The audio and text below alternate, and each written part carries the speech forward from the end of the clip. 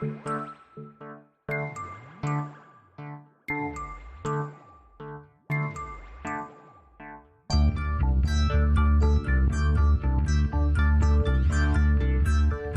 is Continuum Drag, a weekly podcast revisiting television sci-fi, fantasy, and everything in between.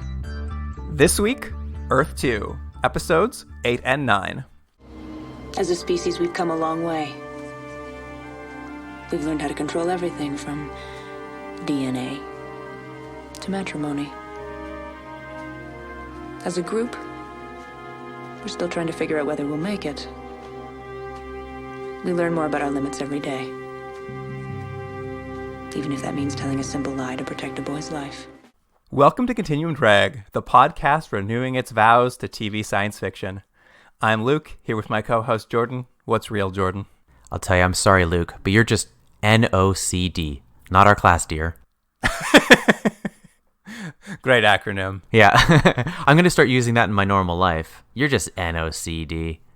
What does that mean? I'm like, oh, you don't know the lingo from Earth 2, a forgotten show from 1994? Oh, man.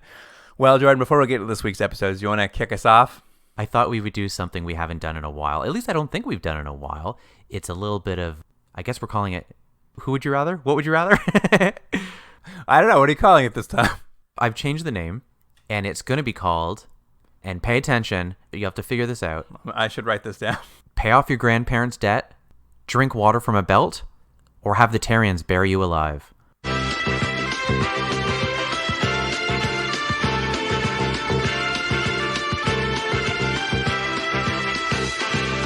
This is a special Earth 2 version, but you'll see I've brought in a bunch of our old friends from past shows.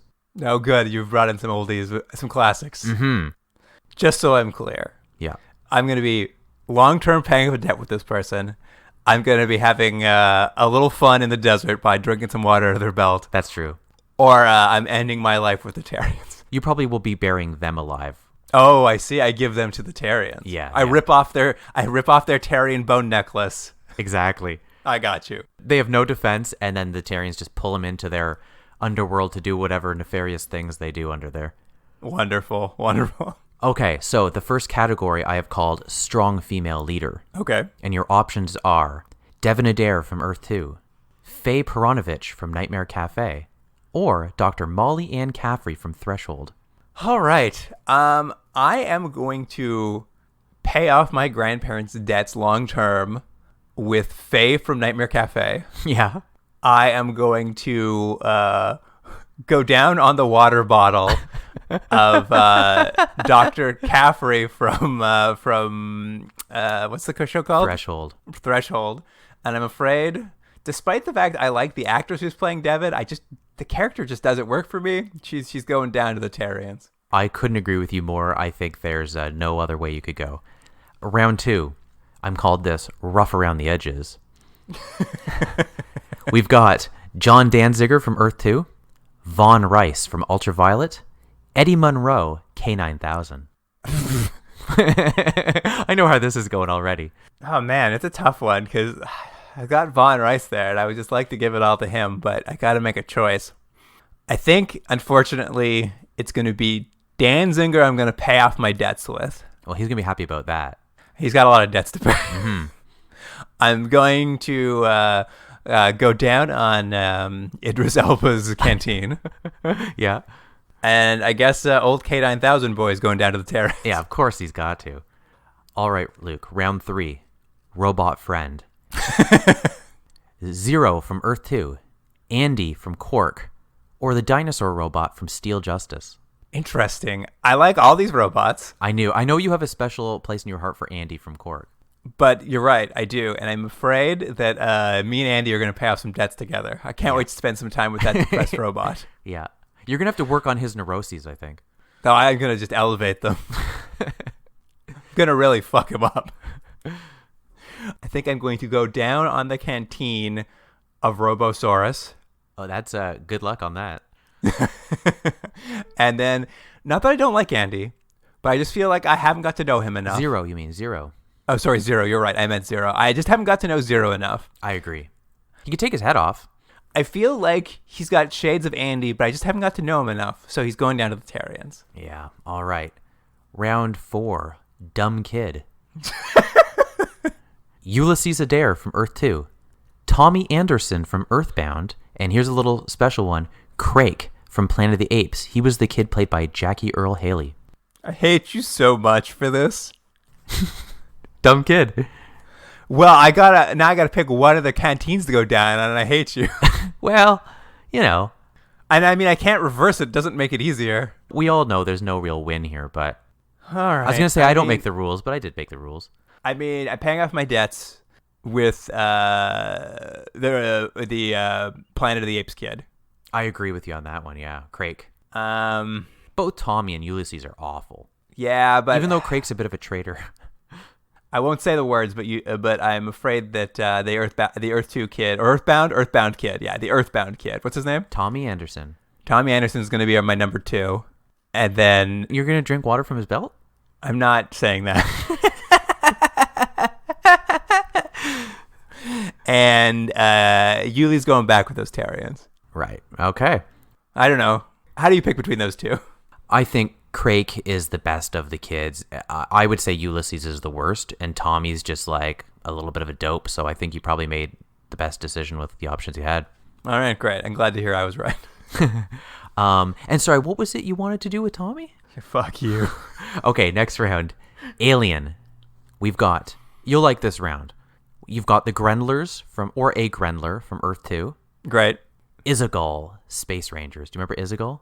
The I bald remember guy? Izagal. Yeah, he wears like a negligee. He's like a weird blobby type alien monster thing. And I had to look up the actual credit for what this person was called, and they're called Crabwalk Alien from the After. Oh yeah, I remember those little demons. Yeah. All right, I am. I mean, I am definitely going to pay off my debts with the Grendler. Really? I think I would go with Izagal. Really, I love those Grendlers. I love Yeah, no, they're looking at good. them. They're good. I love them drooling everywhere. They got a real penchant for human clothes. They do. They're going to be like, those pants, you want to take those pants off? I mean, imagine the compliments to be like, I love those pants. Yeah, give them to me. Yeah, I think in this case, I think it's going to be Izagal, whose canteen I drink out of. Uh-huh. I don't love Izagal, but I don't hate him. He's kind of fun. And just the crab walk alien, once again, did not get to know them well enough. They looked cool. Love that crab walk, but you know what? They actually look like a Terrian, so they'll probably have a good time together. There you go. Next round. Cyborg. Oh man, so many rounds. I know. There's 2 more. I'm sorry. We can cut one of some of these out if it goes too long. Cyborg. Now, I don't know if these people are all specifically Cyborg, but I was just making categories. So we've got Yale from Earth 2. Okay. Rex from Badlands 2005. Oh yeah, I mean he's more of a robot, but we'll allow it. Well, and this one you'll have to. I think it's on the line too. Eve Edison, Man and Machine. Again, a robot. I can't believe K9000 didn't make the mix. He was literally a cyborg dog. I know. I thought it would be weird to stick a dog in there. He was in at one point. No, there you go. But Eve Edison, I thought, All right. It's interesting. I think I'm gonna go half my debts with Eve Anderson. Mm-hmm. I agree. She actually was, despite a few tropes she fell into, I felt she was at least interesting. Mm-hmm. I also I don't remember the robot's name from Badlands 2000. Rex. What was his name? Rex. Yeah. I don't mind Rex either. He was a lot of fun as well. So I'm going to canteen him. Mm-hmm. That's got to be our new expression, Luke. I'm going to canteen that guy. And I mean, I don't dislike Yale, but he's a bit of a stick in the mud. So I'm afraid he's got to go down to those Terrians. Luke, I'm on the same page as you. I think almost every category. So I agree with you on that. Last round. You'll be happy. It's our last round. And I've called it Big Bad. We've got Gaul from Earth 2, Ramsey from Inhumans, and the demon Asmodeus from Spectre. Oh, yeah, Asmodeus. Who could forget? Who could forget? This is a tough one. I'm going to be honest. I mean, here's the thing. They're all kind of charismatic in their own way. I mean, Gaul is he's a fan favorite. Everyone loves Gaul. I mean, the fact is, I didn't know I loved Tim Curry as much as I loved Tim Curry till I saw him as Gaul. So I'm going to pay off my debts with Gaul. Mm-hmm. And I mean, Asmodeus is played by a fantastic actor. But I also enjoyed old Ramses from Earth 2. He was one of the highlights of that show. For Inhumans. Inhumans, thank you. Sorry. I can't keep this all straight. I know, it's a lot of shows. I'm going to go to the canteen of Ramsey, and I'm afraid I'm going to send Asmodeus to the Terrians, if only because I don't know if I've got a good enough sense of him. I think I would switch that. I think I would send Ramsey to the Terrians. I think he's too much posturing. I'm like, enough of you. Yeah, fair enough. And I mean, you also want to get that shape-shifting powers you get from sexual release with Asmodeus. That's true. I mean, I've always said I think my forehead is not prominent enough. Right. Fair enough. Well, yeah. I think you made some good points. Maybe you've changed my mind, but it's too late. I've locked my answers in. Well, there we are, and that's how you play this version of the game. Whatever it was called. All right. Well, Jordan, that was great. I really enjoyed that. We haven't played it in a long time, and I did miss it. We'll have to do it again after we watch a bunch of other crappy shows. It's time for the IMDb summary for Episode 8, The Church of Morgan. With narration by Julia, the feeling of loneliness is adversely affecting the marriage status of Morgan and Bess. Meanwhile, at the urging of Riley, Dr. Heller addresses the growing symbiosis between Ully and the Terrians. And that was courtesy of ZW Zimdapa. Zimdapa. I'm going to tell you right off the bat, I think this episode of all the episodes is the most non-episode I've seen so far. It certainly gives that one episode with Bess and Solace a run for its money. I mean, we'll go through it. I don't know what this is. It begins with the classic Morgan Martin band in full swing. Yeah, so Morgan's in VR land. And I do like that they have... this show is very good with its consistency. You know, they've established he really likes VR. He's always in VR. And now you're getting to see it kind of time and time again. And in this version... he is in a jazz band, which is apparently what he wants, and he's the drummer. He's not doing a bad job at miming drumming. But I do have a question for you, Luke. So what we see is he's sitting in the field and he's playing jazz, and then eventually you get to see what he looks like, you know, if you were happen to see someone in VR. And what it is him sitting on a rock, you know, miming drumming. So we've seen this time and time again on this show. When someone's in a VR, they're acting out what they're doing. And we see it at the end of this episode too. We see some people dancing, mime dancing. So you would think that in this VR world, to move around the world, you have to move. Yes. But I don't think they're consistent with that at all, because we're going to see several times later on that people are in VR land, and when we pull the headset off, they're just laying down or sitting or haven't moved at all. Am I wrong about that? I've had several questions about the VR myself, and I think it is one of these things where it is just, you know, some hand waving to make it work. Because I when Morgan was eating all that food, I was like, can he taste it? How, like, what are the rules of it? And, you know, you could say because it's on that deck that sits on their head, maybe it like sends their brain impulses and that's how they know that stuff. But you're right. Sometimes it's like they need to walk around the space in VR to like interact with things. And then sometimes it's like, oh, you can sit in that chair. Now you're flying through space or something. There is no consistency. Yeah. Okay. So I'm not wrong. And I'm going to tell you, and we see this, I'll just spoil it now. We see this at the beginning of the next episode, another VR sequence where Ully and True are playing in the Old West, and he's like a sheriff shooting at things. And this is when I really clocked it. I think they, at some point, were like, oh, we've got VR. Let's just make it our holodeck. Yeah, I agree with you. I think they were like, this is a fun thing we can keep going to get away from the same looking locale that they're in, which, to be fair, is the same every episode. But the difference is you can't knock off the holodeck because the holodeck's internal rules make sense. You're in a room that is constantly shifting around you. Like there's physical items. Mm-hmm. So yeah, they're using it like a holodeck. And I think it's very clear it's something they want to take from Star Trek because they think it's a fun device, which it is. It can be on Star Trek. It's not always a fun device, but it can be.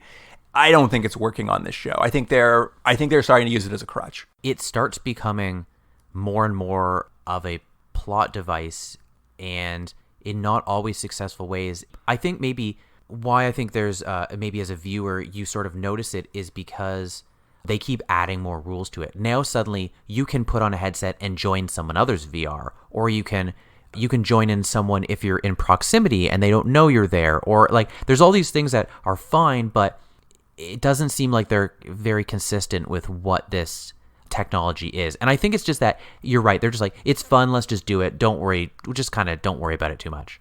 Yeah, I think it's evolved too. I mean, I would say in that first time we saw that VR, they made strong implications that VR was an addictive entity, that there possibly was an addiction problem that Morgan had.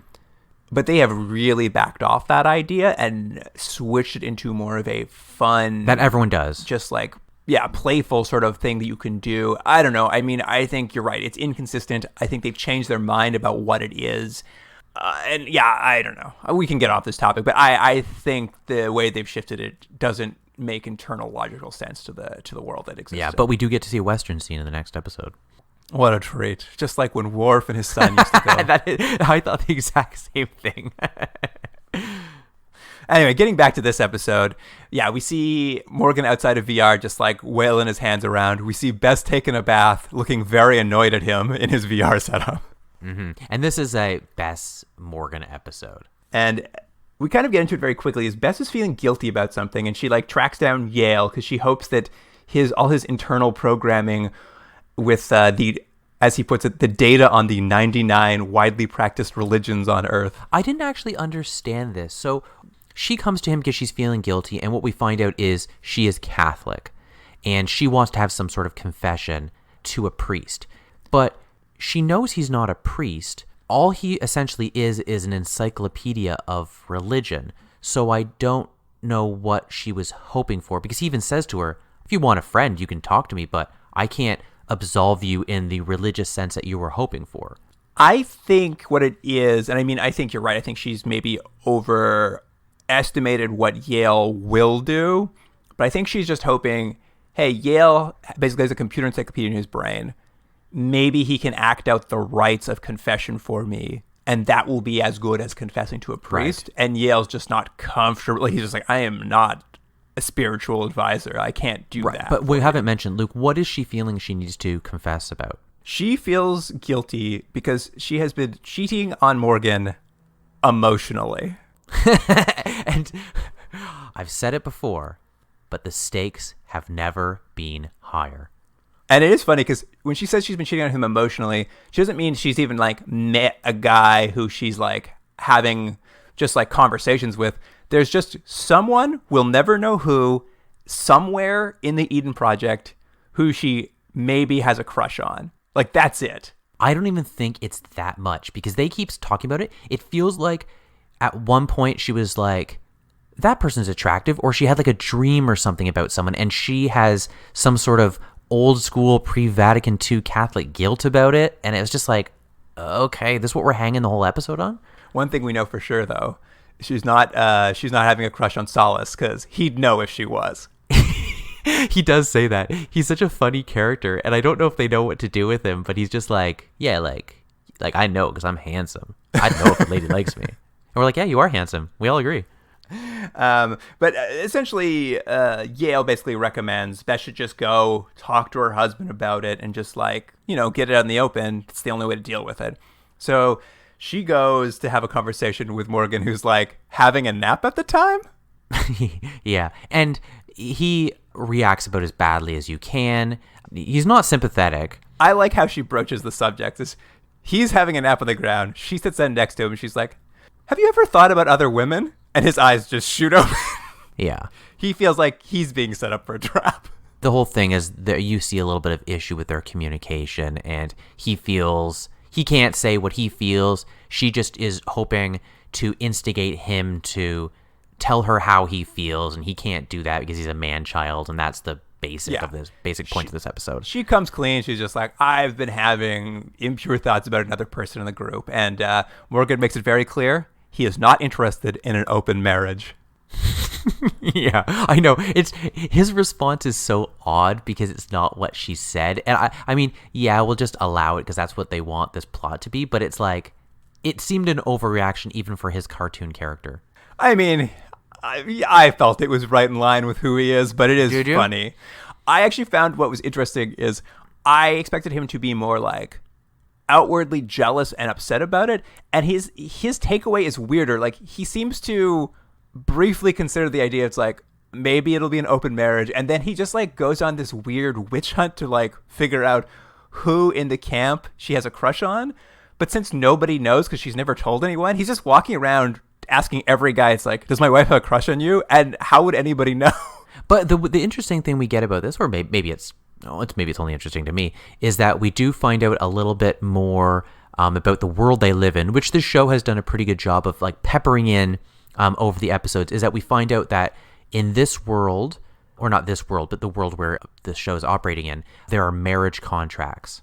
That's true. Do you want to talk a little bit about how a marriage contract works? Yeah, well, I got that. They said the standard is 4 years. Am I right? That's the minimum. Minimum is 4 years, and that's the contract that Bess and Morgan have, and they've been married for 2, so they're supposed to have 2 more years in their marriage before they can see if they want to re-up or not. But in terms of the actual marriage contract, I think it was sort of along the lines of something you had said in a previous podcast, where part of this marriage that Bess has, it's not that she doesn't have feelings for him, but there is a slight contractual element of he is bringing her out of not a great situation economically. Yeah, I mean, what we learn, I think Yale at some point says it, is that the marriage contracts came into effect, and I can't find it here. There was an act on Earth basically to offset falling birth rates in, I think they called them red flag zones. Yeah. So I think the idea is like you lock into a marriage for a certain amount of time, and then you can choose to extend and renew, or you can choose to move on. Yeah. But what's the little thing that Alonzo tells Morgan that he hadn't realized about his marriage? Well, if he has a 4-year contract and they were asleep for how long? 11 years? 22 years. Something like that. Their marriage has ended. So technically, they're not married anymore. So there you go. She's not even emotionally cheating on him because they're not married. But yeah, I mean, that's the premise of this episode. And most of it will be spent with like, it's very funny. This is what I think I mean when I say that Morgan's reaction is just funny to me. I think when she first tells him, like, I have a crush on another man, he gets obviously upset. And then here's his line. He's like, who is it? He's probably seen me naked.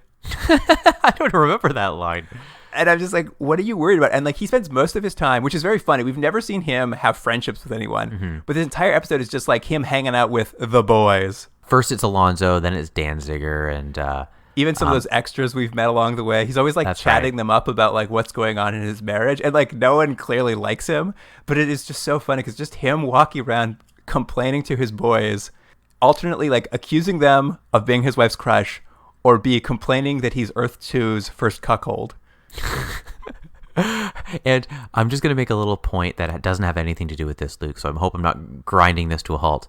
But there's one thing that I noticed in either the first or second episode, and it's becoming more and more prevalent, and I don't know if you have caught it, is the eagle noises. Have you noticed it in this show? I have noticed it. It is too much. So for anyone listening, the sound designer, whoever's doing the post on this, has decided that almost every time you see an establishing shot, you have that classic sound you would hear in things of, you know, you're in a desert or something and you hear that eagle or bird kind of call, like, Burr! And they do it at least 4 to 5 times an episode. And I know what they're doing. It just is adding a little bit of flavor and to the world. But my point is, so are there eagles here in this world? It does beg an explanation. It's one thing if they do it once, but they do it constantly to the point where it's distracting me now. Well, let's get back to what's going on with old Bess and Morgan. That's just my irritability there. Bess herself, now that she knows they're not married, and like this is something we've kind of seen seeded, which is, I think, why this episode's a little bit of a shame and could have worked, is, you know, her husband's a man-child, and now that she knows they're not married and she's had a crush on someone else, and like she's talking about just kind of how he has been a bad husband. Like, he never had much respect for her father because her father was just a lowly miner on Earth. Mm-hmm. And like, even when they were leaving Earth forever, he like weaseled his way out of going to say goodbye to her family. Like, she has a lot of genuine complaints about their marriage. Is it at this point where they say the faith wars at the end of the 21st century? No. That's a little later. Yeah, but I was just like, what? What are we talking about? Tell me more about that. It's like less about their emotional cheating and more about these faith wars in the 21st century. Don't worry. We'll get into that because that's all the B plot of this story. That's right. You're right. Luke, can I mention one other thing? Yeah. This probably won't be in the edit, but for whatever reason, this one episode, I couldn't stop seeing Bess's lav mic is constantly visible under her shirt in this episode. Constantly. Oh, really? Yeah. That's very funny. I'm noticing that in Eagles, and that tells you how good this episode is. There's also a fun little bit here which made me laugh so much because it's just so weird. When it's quite clear there's like they're having some trouble because as soon as Bess and Morgan split up, we haven't seen them have many close relationships with people, and maybe Bess a few more people. But of all the people Bess chooses to talk to, it's Dev and Adair, who they have had nothing but a contentious relationship, but now they're like best girlfriends. But you know why? The reason they've done it is because it's actually a larger problem. But in this episode, there's nothing for Devin to do. And they're like, well, we have to have this actress do something. But the larger problem is the character as a whole, they don't know what to do with her. So it's just like, just stick her in a couple different roles. And I think that's becoming more and more clear as the show goes on. They just don't know what to do with this character that, to be fair, they've written. One thing I did like, though, is we get a little more Dev and Adair backstory, which is to say that Bess knew about her as a little girl on Earth because she always looked up to Devin because she thought she was some sort of princess. Because essentially Devin's father designed and built all the stations. So they're not just wealthy. They are kings. Yeah. Kudos to you. You saw this right off the bat about the class structure here. And now they're really, really leaning into it in these later episodes. But yeah, she's apparently I guess the equivalent of a billionaire. Yeah. But all this kind of closes out with Morgan's complained to Solace again one night, which is a funny scene because he's laying on the ground of Solace's tent complaining to him as Solace is trying to sleep in a hammock. And Solace is finally I don't know, dude, just, I don't know, fix it. I don't care. Yeah. And what we see is Morgan goes off into the woods, goes into VR as he likes to, and keeps trying to have a VR conversation with Bess's dad. Not Bess's actual dad. I think it's just a VR reconstruction of I guess what Bess's dad looked like. And it's just him sitting in the woods trying to say something nice, I guess. He's basically recounting all his regrets and trying to have a conversation he never had with Bess's dad. It's just really weird because it doesn't seem like that VR thing can even respond to him. Well, that is weird. They just have the other character just sitting in this VR world, not saying anything. But I don't know if I understand exactly. Look, as a viewer, it's telegraphed, and you know why it's going to happen because he's saying these sweet things, and clearly Bess is going to walk in and hear what he's saying, and that's going to be how they bridge their problem. But I don't know if I understand why he would be doing that. If it was a VR with him and Bess, and he was testing out what her response would be and he's trying to figure out the best way to say something, I would get it. But saying something to her dad, it's what are you going to get out of this now? You're going to go, hey, Bess, here's what I should have said to my dad?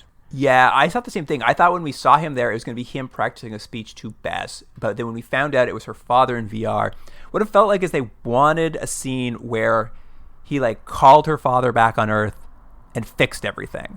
Yeah, but he can't do that. So it's just this weird, I don't know. It was just a weird scene. And again, it's what the whole scene's for. It's going to play out. She hears it and goes, oh, aren't you sweet? We do love each other. And guess what? We should get married again. Yeah, I believe he reproposes here. Yeah. And then do we go to the end of the episode before we go to Plot B? Yeah, why not? We cut right to the end. Yale is now officiating the wedding. So I guess he doesn't have that much problem being a priest after all. Yeah. Oh, yeah. Suddenly his story's changed. And it's just a wedding. It's Earth 2's first wedding. Everyone from the Eden Project attends, and I just was just I don't buy that everybody there's no way people are so annoyed by this couple. Why is everybody here so happy to be attending their they've been not divorced for 24 hours? And at this point, they've established that no one really likes Morgan, and as a result also doesn't like Bess. So it's, whatever. They wanted everyone's in the VR land, everyone is dancing and at this wedding, and they're all dressed up like it's the 1940s, and everyone's all classy. And then we end on them all, a long shot of them all miming the dancing. Because well, yeah, maybe we should explain this a little bit better. Is the wedding is in reality. It's just them sitting on logs. Yes. Morgan has a red bow tie. And then we do a cut, and they're now in a 1930s flapper VR world where, it's a reception, everyone's dancing. It, kind of makes sense. If you have this technology, why not use it for the wedding reception? But it is fun because you cut out to that outside view of what it looks like to just see them dancing for no reason. And no single Eden Project member, with the exception of the married couple, is dancing with another real human being. Every single one of them has opted to dance with a hologram. Yeah. And what I like is, it's that funny thing where you see a bunch of people mime dancing. But did you catch off to the corner of the whole proceedings where they're all dancing in a field? Zero the robot is just standing there watching them all dance. Oh, I didn't. I'll have to go back and look. He's just a creeper. But that kind of is essentially the A plot. We deal with this idea that they've seeded the entire season that maybe there's some problems in their marriage, and they kind of just smooth it all out in the most uninteresting way possible. To be fair, I don't know how interesting a thread it was going to be anyway. So I'm not disappointed they just tied it up, because it's who really cared, to be honest? I mean, yes, there are more interesting options they could have taken, but I just don't think there's much meat there, I thought they were just going to end the marriage. I thought that was fine. I thought there was going to be a marriage that ends on Earth 2 because they're not very compatible, especially now that they're in this new world. Right. That would have been fine. No, we need this man-child to be married, though. I mean, and it would have at least added some, it would have been silly, but at least you would have been able to add some stakes to future episodes as they, have to learn to work together and, aren't a couple, or, True, or Bess goes on a date and Morgan's upset. At least they could have had some comedy episodes out of it. I suppose you're right, yeah. Anyway, but let's go on to the B plot of the episode, which is at the beginning of this episode, Ully's helping his mom move some silver foil wrapped packages around. He drops one on the ground, and when he goes to pick it up, he sticks his hand into the ground like it's a the effect is like it's a hologram. He puts his hand through the ground like it doesn't exist. Yeah, and what we're supposed to get from it is that because of the previous relationship and dealings with the Terrians, because they've healed him, he now has some sort of hybrid DNA, or he's been adjusted in some way, so he's starting to manifest some of their powers. Yeah, the idea is, does Ully have Terrian powers? Is he developing them? No, let me tell you, Luke, do you think it's exciting that you can stick your hand into the ground? Do you think that's a good power? I mean, I like what those Terrians are up to. I love how they pop in and out of the ground. So it's I don't mind. Yeah, I mean, but he's not popping into the ground. He's just sticking his hand in some dirt. I mean, I think the effect was badly executed, because it's not like the Terrians disappear into the ground as if it's a hologram. It's not like it pushing through an invisible wall for Ully, whereas the Terrians seem to actually get sucked in. The ground opens up and they're pulled into it. It's a better effect when the Terrians do it. Do you think when he stuck his hand in, he could tickle Gull, who's still down there? Tickle, tickle. But anyway, Dr. Heller sees this whole ground hand penetration thing. She calls up Terry O'Quinn in the virtual, who we finally get a name for. His name is Riley. Riley. Oh, and Luke, because we're going to go back to this place a lot in the next 2 episodes, we got to have a name for this. What are we going to call this weird zone that they go to? It's called the virtual. It's just called the virtual? Yeah, that's what they refer to it as. No, that's not that exciting. I want to have a cool name, like Dead Zone. The Dead Zone. Anyway. Christopher Walken's hanging out there. Mm-hmm, exactly. Anyway, she sort of tells him about what's going on with Ully. He's excited because these powers could finally help him and the council subjugate Earth 2's indigenous population. If they can have Terrian powers, they can control the planet, because what the council's learned is that the planet would die without the Terrians. Okay, maybe that's the point I didn't quite get. This is the B plot of this episode, and it becomes the A plot of the next episode. I still don't know if I understand why they are how they think this subjugation of the Terrians is going to help them, other than just coming and conquering them as, this sort of colonial race coming into a planet. I just don't understand, because they sort of talk around it a lot, but I'm like, if you just want to conquer them, conquer them. I don't understand. Well, I mean, here's, I think, the issue is they want to make sure all the indigenous populations on Earth 2 are under their thumb, and seem to even want it to be worse than that. They want to basically have them in captivity or something. Mm-hmm. Why, it's unclear. It's just because they're bad guys. But as we've seen with Gull, and I think what they've discovered is once you put a Terrian into captivity, they die very easily.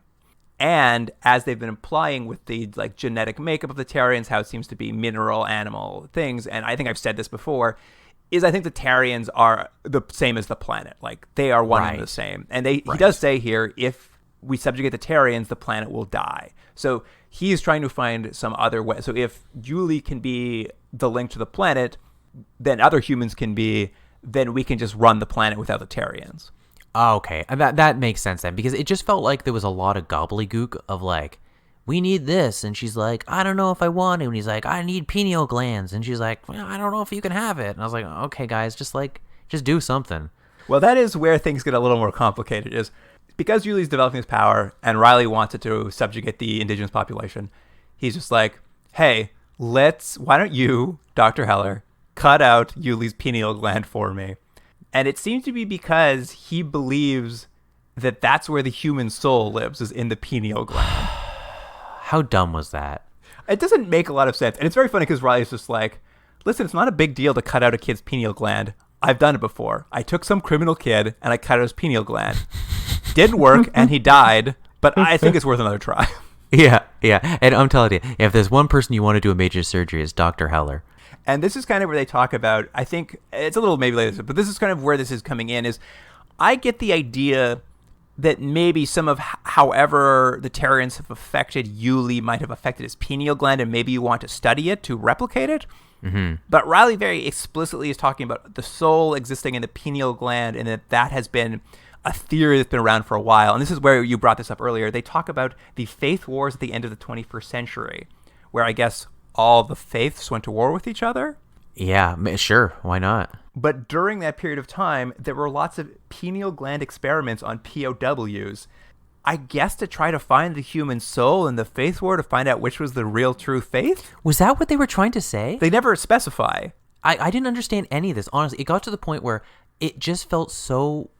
It just felt like they were talking, and I was like, I just get back to like having surgery on this kid. Like, I don't know what... They want to have it both ways. They want to be subtle about the world building, but then they also want to give you all this information about something that they haven't established. So I was just like, I don't know what you're talking about. Well, it is the problem, is they basically are trying to tell us an interesting fact about previous Earth stuff, about this faith war, about these POWs, where they were trying to find the human soul in the pineal gland, and like half of them died when they tried, and no one ever proved it. And obviously Riley still has some lingering ideas based on this stuff. But how that ties into Ully changing into a Terrian and using that ability to control the planet, they never connect the tissue. Yeah.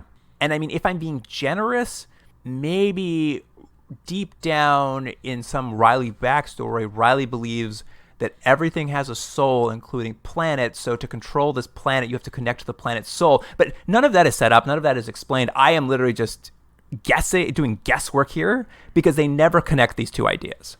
Yeah, and maybe that was my problem with this. It just seemed like they were talking around an idea. In the end, I don't understand what Terry Quinn's motivation is. I understand what his end game is, but I don't understand how this is all manifesting in any way. So it's just like, I just don't think these scenes work at all, because I feel as a viewer that I just don't understand what the stakes they're trying to put in place. And it is weird, because like even the basic stakes are technically there. Like, Ully's turning into a Terrian, maybe. Let's study his pineal gland. I'm a bad guy. Cut it out. That's all you needed. This whole other thing about the soul and the faith wars is color that they never connect to the core idea. Right. Anyway, Dr. Heller reluctantly agrees to possibly cut out Ully's pineal gland. Mm-hmm. And you get a lot of scenes in this episode. For the rest of her scenes are sort of like her sort of incognito, very trying to do tests on Ully without Devon knowing. But of course, Devon's only character trait is that she's a helicopter parent, so that's difficult. And you're going to see these scenes over and over. Yeah, I mean, Ully's kind of freaked out by putting his hands to the ground. He's worried he's turning Terrian, which, Jordan, sing the song, man. What? Turning Terrian? Yeah. It's like turning Japanese, but turning Terrian. I don't have a song. I'll have to go up with something. Well, how's that song go? I was trying to remember it earlier today, but I'm like, I think you could easily parody that song. Well, maybe. We'll just stick it in there. You'll do a whole rendition and have it at the end of the episode. I have time to do that. Anyway, Devin does ask Keller to do some tests to like figure out like, you know, what's going on with Ully. And like the first test they give him is a spinal tap, which I felt was very extreme. And it is not like a future spinal tap where like you have some easier way of getting spinal fluid out. She literally just jams a huge needle into his spine. Well, I had a question about that. We've seen that she has the ability, very much like Star Trek, they have this little tool that you stick on someone's neck and it immediately knocks them out. And it's going to become a plot device throughout this and the next episode. If they're going to do a spinal tap on Ully, he doesn't need to be awake for that. So why don't they just knock him out? Well, I mean, I think with the spinal tap, the one thing that is futuristic that we see, because I thought the same thing, I'm like, put this kid under if you're going to jam that needle in his back, but he doesn't seem to feel anything when they do, so I guess it's it's like so good at auto sedating, or like what's it called, like a topical anesthesia or something. Right. But you're right, they do have like a classic like hypo spray style thing. It's a injection device that you can just put on someone's neck, automatically sedate them, so those things exist. But I think that was very topical anesthesia is the thing. I love your you essentially filling in the blanks of this show, and I think you've done a very good job. But again, I think you're giving it a lot more credit than it maybe deserves. I mean, it's all there. The thing is, I know it's all there. They are just not like executing it to the capability they can. Maybe. Because I think, as we've seen, it all technically is there. It's just like they're not. I don't know. It's not that they're doing a terrible job, but they're maybe not doing the like smoothest job approaching everything. Yeah. Okay. Anyway, she's going to study his old spinal fluid to see what's going on. She has a Terrian finger bone for some reason. And anytime Ully's around, it starts like jittering around like a poltergeist is shaking it or something. Yeah. It's sort of like it looks like a finger, and then it sort of like taps on the jar. And I guess it's just supposed to show Ully has some sort of connection to the Terrians. But basically what she discovers from his spinal fluid is Ully does have altered DNA, but it is not in any way similar to Terrian DNA. So something's going on, but he is not necessarily turning Terrian. So she needs to do some more experiments. She wants to get at that pineal gland finally. She's like, I got to figure out what's going on. So she takes that sedative spray she has, and then she just goes around camp, like, sedating everyone in their way. Like, she's like a serial killer. If anyone who's not looking, she's sedating. She's going to Devin's tent. She's sedating her. She's sedating Ully and abducting a child from his tent at night. Up to this point, she's done everything very mysteriously and quietly. But in this episode and the next, it's like she's just full-on espionage. Subtlety is out the window for her. She is truly, like, taking huge risks. And it's very funny because she's constantly having to, like, when these people all wake up the next day, they all are groggy and wake up late, and they're like, it's so weird. You should look into it, Dr. Heller. And she's just like, no, I bet they're just real tired. Like, her lies about why people are, like, being affected by her schemes are also so transparent. But it takes a little while for people to catch on either way. What I really like about she abducts Ully because she's going to do this pineal gland surgery on him. She does not take him to her tent where she has a surgery equipment. She sets up a surgical table in the middle of the woods. Well, it's for privacy. Not very sanitary, though. That's true. Well, she doesn't care if Ully dies. And she starts cutting to his pineal gland, and a Terrian pops out of the ground to stop her. It's holding a beating heart in its hand. Yeah, I think someone just thought it was a cool image, and it's like, it's just holding it out to her. But then, yeah, it shows up, and then suddenly it turns into Alonzo. Yeah, it kind of morphs or puts a mirage over itself to become Alonzo. And now it can speak English because it's become Alonzo. And it's like basically telling her, if you do this to Ully, you will kill him. And by extension, you will kill all of humanity. Essentially, the reason is, and what she's come to discover from this like interaction and her studies, is Ully isn't becoming a Terrian. What he is the next stage of human evolution. Right. Yeah. And I guess what we're supposed to know is the Terrians went through a similar evolution at some point, and now they are, I guess, at maybe not peak evolution, but some like later stage of like an entity's evolution. And this is the way humans need to travel, and Ully's begun that path. So to kill him is to, I guess, put an end to that progress. In that Darwinian sense, if you cut that strand out right now, we may never get back there. These are some big ideas for an episode where the other plot line is, will these two get remarried, huh? I know, it is funny. It's like there's a wild thing happening on one side. It's not being very well executed. And then a couple deciding whether they should stay married. Yeah. Not very effectively, partly because one of them is a cartoon character. Yeah. Yeah, exactly right. Anyway, Dr. Heller gets all this information. She returns to the virtual to talk to Riley, where she kind of just decides she needs to lie to him to get this. She can't go down this route anymore. So she just lies to Riley and says that Ully no longer has a pineal gland. Whatever the Terrians did to him must have evolved or removed his pineal gland, so she can't even take it out. Like, it's impossible. All he just keeps saying in this scene, he's like, how can we harvest the power? We got to get that power for the council. Yeah. And what it is it worries Riley because he's got all these other... He says all these other Syndrome kids are on the way. So now we have confirmation that Syndrome kids are coming to the planet. And he's really worried that if they all come here and they all get this Terrian power, that the council will lose control because the Syndrome kids will have all the power on the planet now. Mm-hmm. And it doesn't seem like just indoctrinate the kids. Well, I know. I thought the same thing because they've clearly implied that Julia herself has been indoctrinated since she was a child because her parents were part of the council. I think that's what they say. So it's like, yeah, why can't you do that with the new people that are coming in? Wouldn't you just have all these council kids have the same issues? I didn't really understand that. Yeah, just reveal yourself as being on Earth 2. When they arrive in 2 years, you set up the colony they land at, and then you just control the situation. Mm-hmm. Anyway, but that's the episode, basically. Morgan and Bess get remarried. Ully's the next stage of human evolution. That's it. That's the whole episode. I love, by the way, that sentence is all we needed, but somehow we were able to talk about this episode for a long, long time for something that you're like, yeah, that's it. That's all. I know. It's a real, you're really pushing the flaws of this podcast out to the open. Well, that's not what I meant, but anyway. Anyway, let's keep moving then. Here's the IMDb summary for episode 9, The Enemy Within. Humanity needs a new home, Heller, and you are living there. In Ulysses, you have found a possible bridge between humans and Terrians, and now you need to help us cross it. We are all depending on you.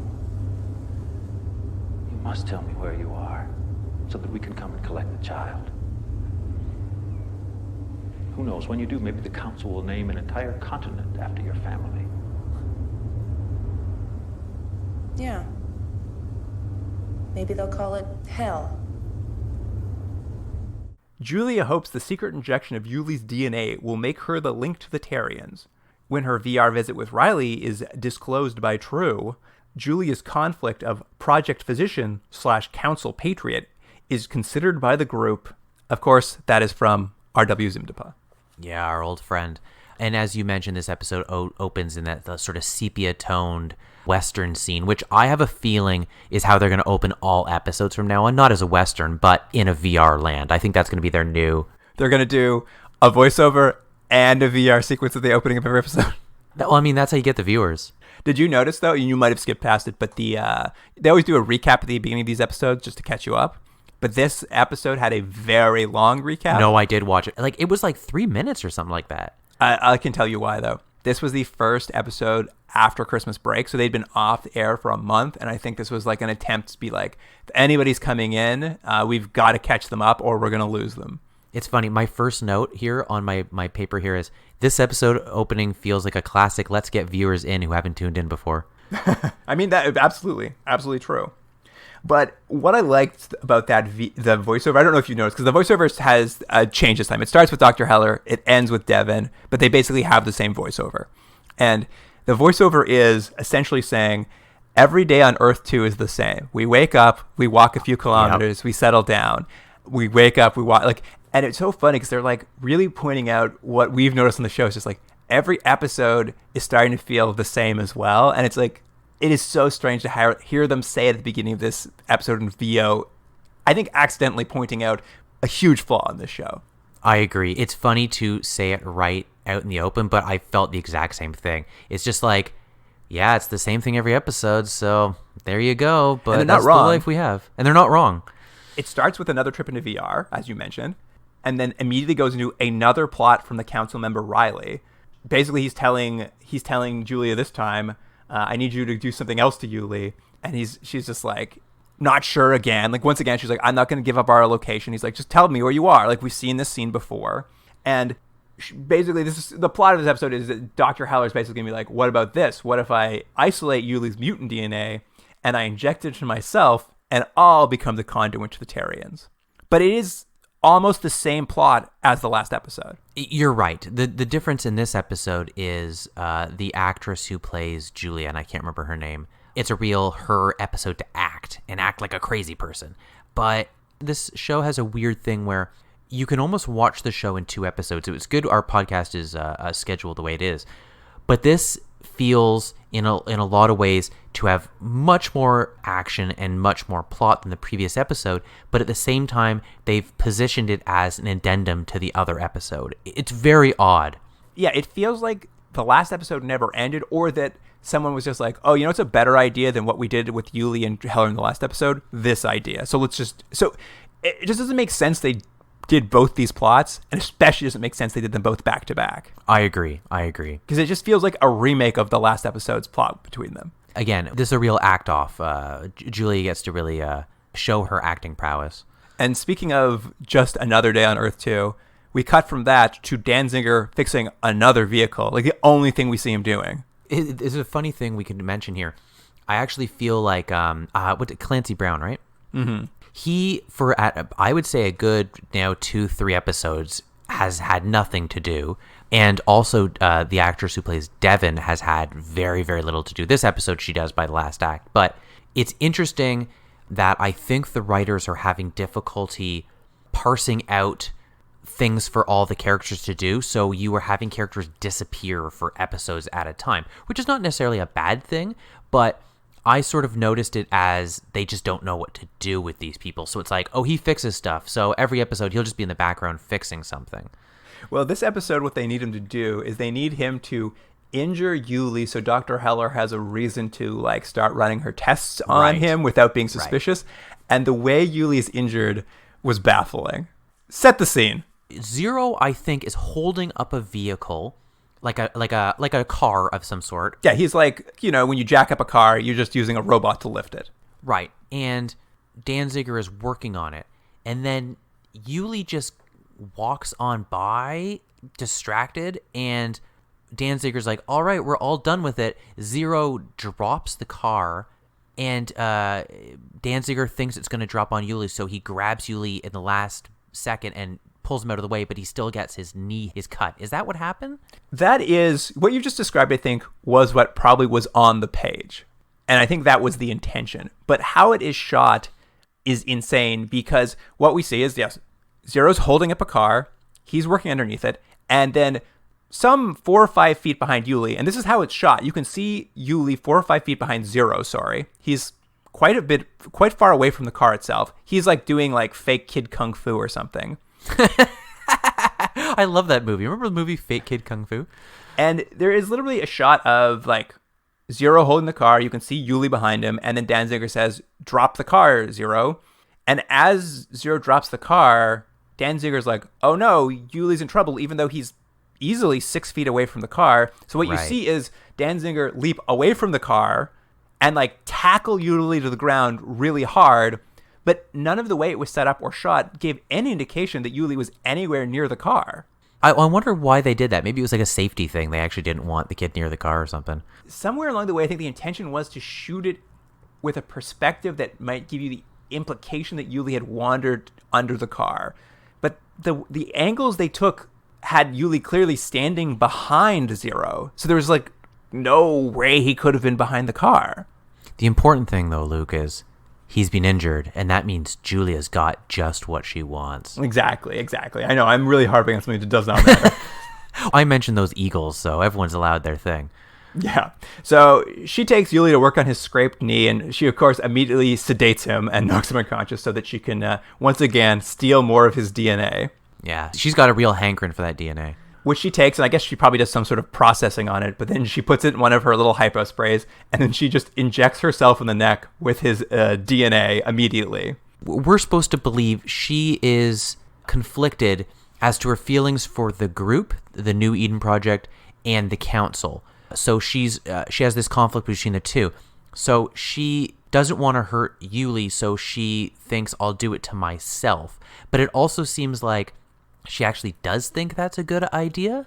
Well, I think her idea is like she wants to help the council, but she also wants to help the group. So if she just makes herself whatever Ully is, then Ully can be left alone and she'll just be the thing. Yeah. Okay. I think that's the idea. I don't You're know right. if it's like exactly makes sense. It's basically an excuse for Julia to inject herself and sort of have this like she's like a drug addict, I think. Well, there's just side effects, I think, is the idea. Is like as she maybe transforms, there are side effects. But it is funny because finally, like I would say this will be the third episode where Dr. Heller has run basically unknown experiments on Ully without telling anyone. And every time there has been scenes where Dr. Heller's like, I hope nobody notices the scar this time, or I hope this heals in time before anyone notices that I've like jammed a scalpel into this kid. But finally, Devin, when she's dressing Ully because a 8-year-old is not capable of dressing himself. I think it says more about Devin than him. I know. She notices a little pinprick on his back, and she confronts Devin about it, and she's like, oh, yeah, sorry, I had to take a quick spinal tap of him again. No, but that's not really the scene. Devin comes to Julia and is like, why does he have a scar here? And Julia is so aggressive. Like, if she's trying to smooth things over, she's weirdly aggressive back. And I know it might be as a side effect of the drug she's taken, but it's like, you're not convincing anyone being like super aggressive. No, I mean, that's something I've noted for the last few episodes too. Every time Dr. Heller Julia is like in a position where she needs to lie, she is aggressively bad at it. Yeah, it's just like, what do you mean? Oh, who took the sandwich? You love sandwiches. That's a terrible example. There is some good news happening this episode, though, Jordan. Mm-hmm. Bess is really pushing old Solace to reconsider getting into a relationship with Dr. Heller. Oh, that's right, yeah. And he's all like, but she turned me down. Like, I don't know. Like, I'm so good looking. Did I mention how good looking I was? I believe there's actually a line where he's just like, I don't think I'm her type. And Bess is like, Solace, you're every woman's type. And I mean, and that's his character. Good looking. And that evening, I think to your point, this is where we start seeing the side effects of her taking his DNA. Is he goes back to his tent. Dr. Heller's waiting inside. She's like, yo, we got to make out right now. And she's all into it. But you cut immediately to the morning in her tent. Saul drops by to be like, hey, you want to get some breakfast after our cool makeouts last night? And she's just like, what makeouts? She has no memory of anything that happened last night. She's now blacking out and doing things. I thought it was, do you remember in the original Superman movie from whatever it was, 77 or whenever that movie came out? And Superman apparently had the superpower of kissing a Lois and taking her memory. That's what I assumed it was. It was a similar thing. Solace can kiss memories away? Yeah.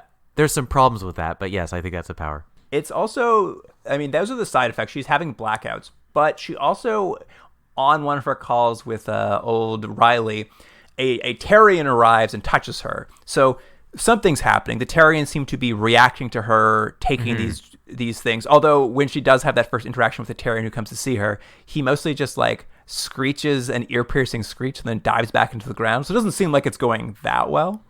Yeah, it seems like she has made some sort of connection, but it's not clear what it is, and it seems to be maybe not a positive connection, or at least she's confusing everybody. Yeah, but, you know, it is a connection of some sort, and for whatever reason, perhaps because her mind is, like, having trouble right now, she decides, I need some help with this experiment. There must be someone in the group I can confide to. And I mean, there's clearly only one obvious choice of everyone on the Eden Project. If you're going to confide to someone about the illegal experiments you were doing on Ully, who would you choose, Jordan? I think I would choose Morgan. I mean, who else would you go to but cartoon Morgan Martin and reveal everything you've been up to? Now, from her perspective as a character, does it make sense that she needed Morgan's help? What was her end game? What did she think was going to happen? He was going to rally the troops, or what was the help he was going to bring? I think the idea is, and it's undercut by a few elements, but I think because she was clearly having side effects where she was blacking out, I think she felt she needed someone else to help her document the experiments so she had proper results. I think there was some scientific method to it. Oh, I didn't catch that. And it does make sense in the sense that she needs to tell someone about an illegal council experiment she's doing, or not illegal, but immoral maybe. Mm-hmm. And the only real company man in this group, the only real guy who fits that bill is in some ways Morgan Martin. He loves the bureaucracy. He loves filling out reports. He seems like he is a real council man through and through, potentially. But again, I just don't know if it makes sense that he's going to be able to be that much support. I don't know. And I mean, I know it is just is what it is, but it's just like, from a character perspective, it's like, does that make sense? I mean, the thing that undercuts it is Morgan has been presented as nothing but bumbling and a failure, so it doesn't make sense. Like, there's no way she would trust him with such an important secret. He clearly is going to fuck it up. And he does. He's not into it. Like, he's freaked out immediately because she basically comes to a tent, is like, Morgan, I need to tell you a secret. That secret can only be told up on the mountain. So they go up to the mountain. She starts telling him, I've been working with the council and I'm injecting myself with Ully's DNA. Yeah, and you can tell because I'm clearly talking faster. And then he's like, no, I don't want anything to do with this. He tries escaping. She rips part of his shirt. And then she does her finishing move. Yeah, her finishing move is a hypo spray that she knocks him out with. Yeah, she sedates him. I mean, to the credit of this Morgan character who they're finally doing something with a little bit, is like, he immediately is just like, oh, no. We're telling Devin this immediately. Like, I am not doing this. But you must be excited, Luke, because it's been one episode where we haven't had this. Because what do they decide? Because now we see Morgan's missing. What should the team do? It's time for a search party, baby. This should be called Space Search Party 2.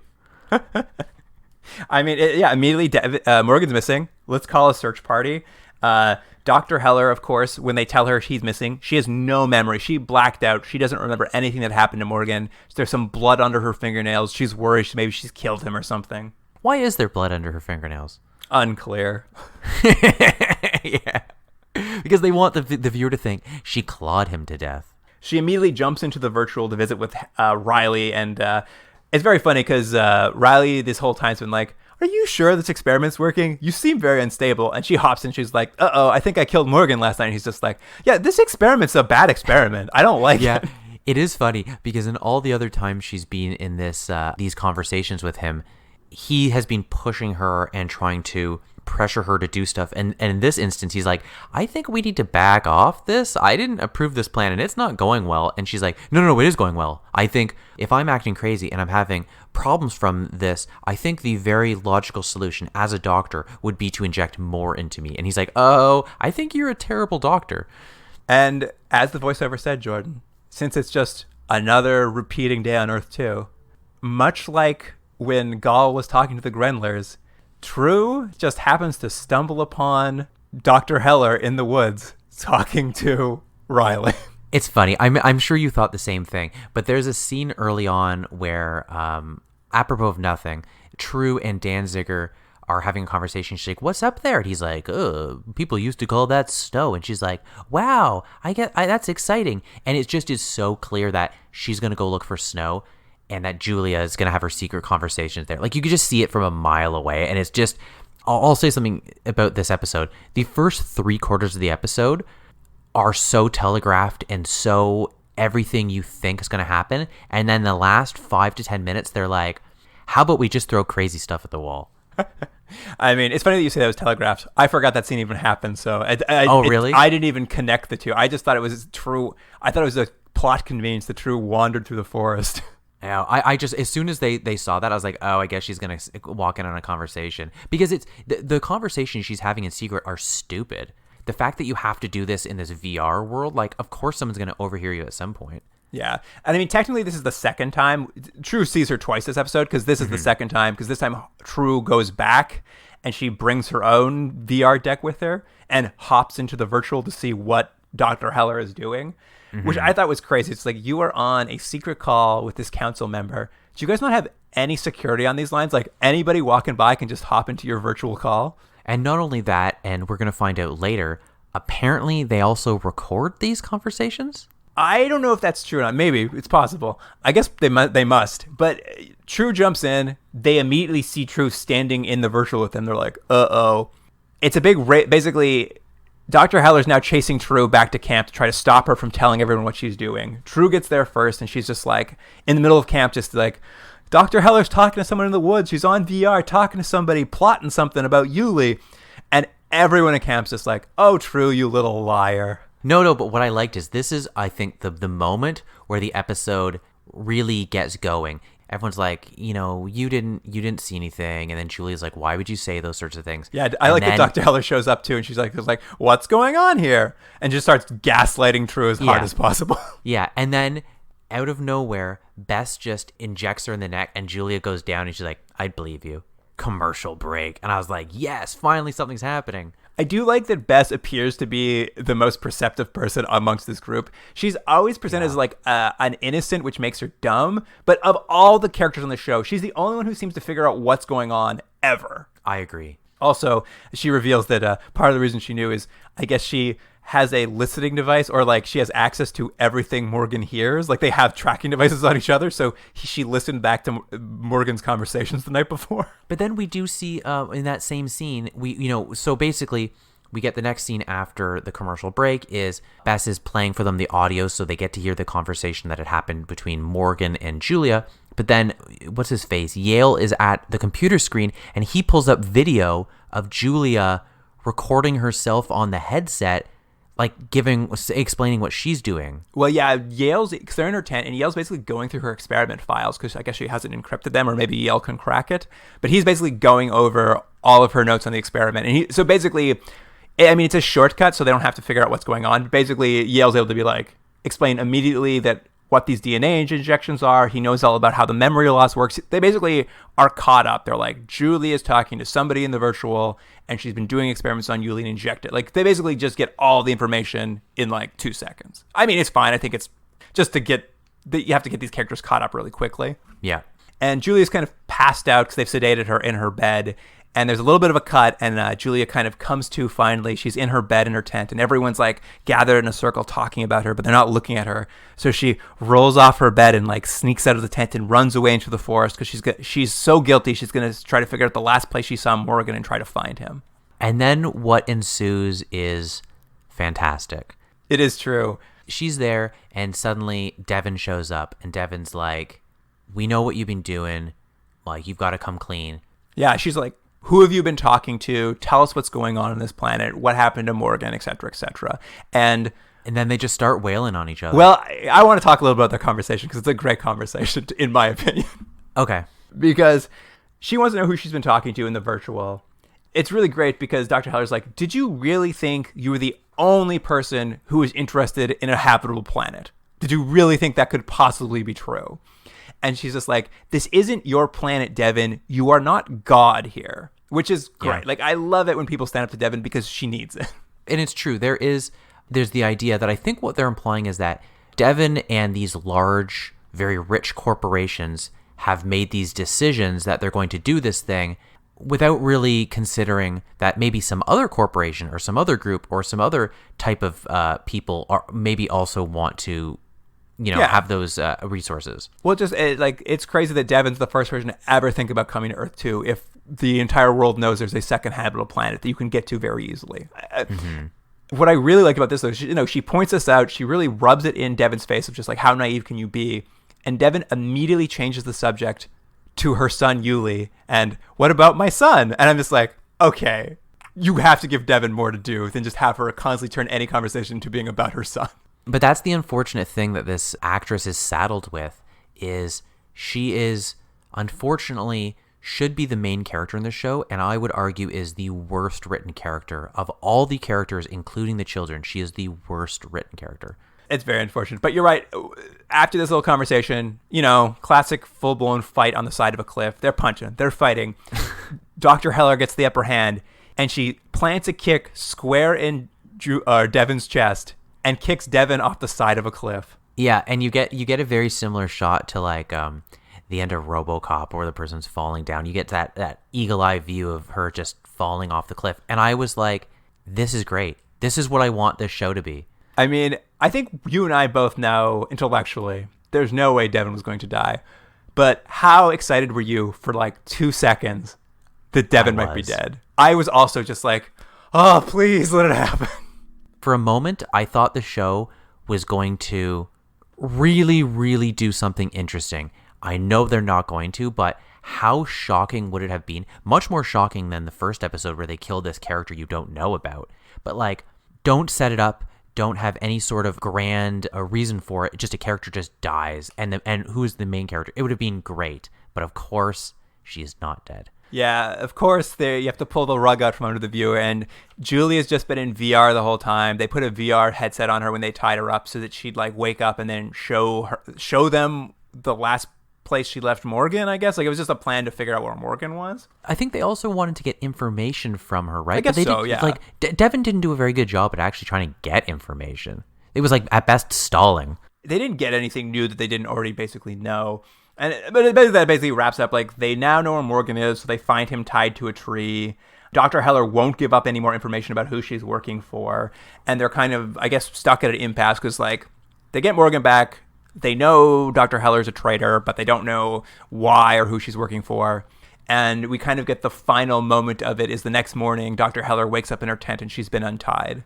And what we get is she walks out of her tent, and she sees no one is around, and we get actually a really good shot, I would say it's a drone shot, but it clearly isn't from this time. A helicopter shot of just pulling up further and further and further to see that she is alone and they have left her. Yes, the group has voted to abandon Dr. Heller in the woods. Now, it does seem like I like it. I think it's an interesting thing for the show to do, and I think it almost saves this boring episode. Don't you think it seems overly cruel for them to have voted that? It's not like she's done something so terrible to everybody. She's only really done something to Ully.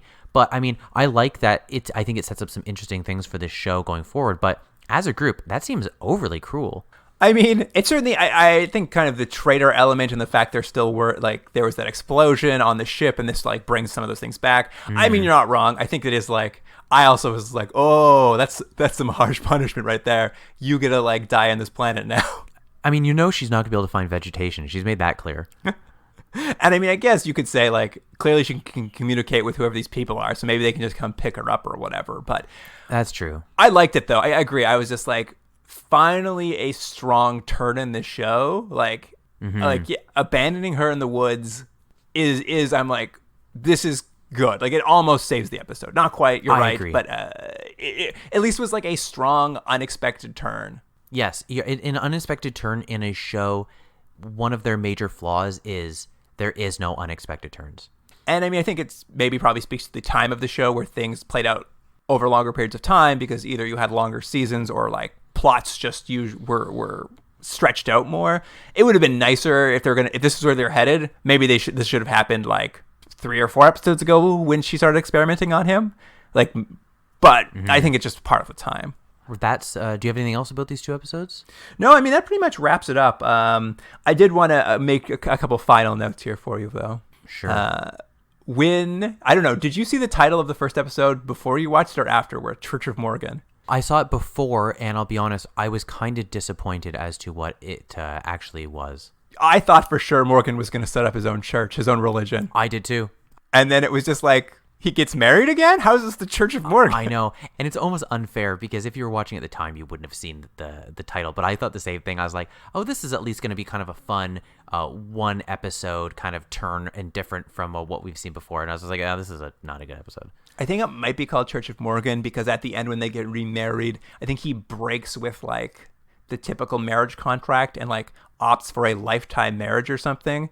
And it's like a Morgan original or something. I don't know. Anyways, it's not a good episode.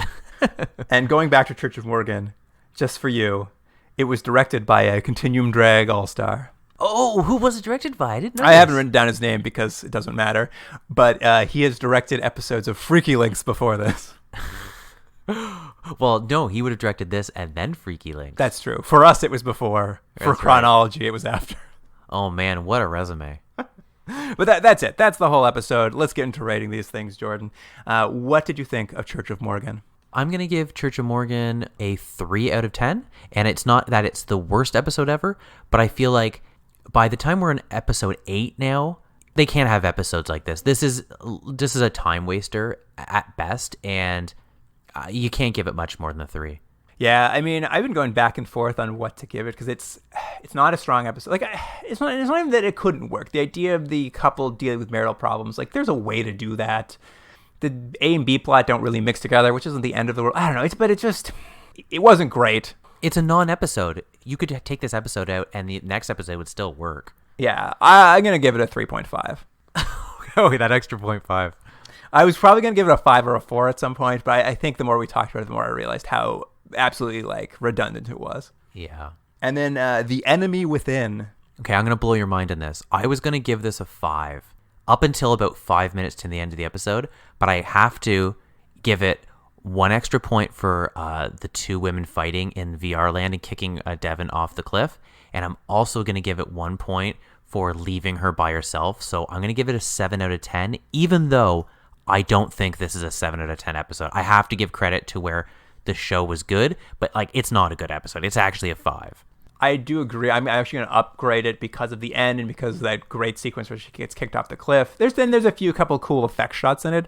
Mm-hmm. And I will say, you know what I think it is too? I think this episode ends up being less interesting, less relevant because we just watched the same basic plot between Dr. Heller and Ully experimenting. If this had been the only episode about it, it probably would have been like a really interesting episode, but we had just seen them go through all the same paces one episode before it. I'm going to only give it a 6 though. We were pretty close, I think, on those. Not too far apart. But that wraps it up for this round of Earth 2 episodes. So if you have anything you have to say about Earth 2, you can email us at continuumdrag@gmail.com. And of course, on Instagram and Twitter, we'll have some clips from these episodes. You can follow us at Continuum Drag. That's the handle for both those accounts. But that about wraps it up. So, listener, thank you for joining us. And Jordan, see you next week. See you then.